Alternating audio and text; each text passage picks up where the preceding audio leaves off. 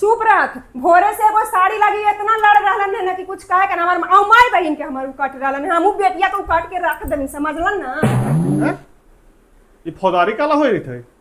फौदार एगो भोरे से उठ के एगो साड़ी लगी तनी न लड़ाई करी थ तू, ऐसे तो तोरे सामने ही का दै थी। तो सड़ीवा ले लुए काला?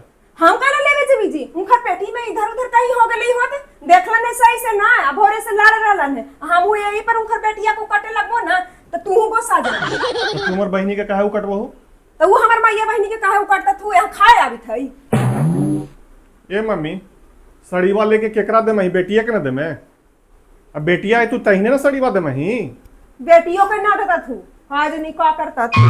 जहिना तोर बेटी है तू ना, जहिना तू कहीं हमरा साड़ी लावेला, हम एगो साड़ी के बदले 2 साड़ी लाके देबो। देखी तुम कितना चुपचाप हथी, एक बोली निकली था। लेकिन घरवा में कलह मत कर। रोड पर तक आवाज जाए थे कि उनका ही सास पुतों में झगड़ा हुई थे। लीला तमाशा कहले है सवेरे से उठ के।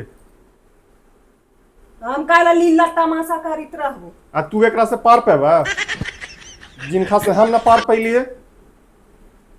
तुम जानते हली कि तू का हमर हो जाबा कि उनखे रहबा। जल्दी जल्दी से ला सोच हो जा।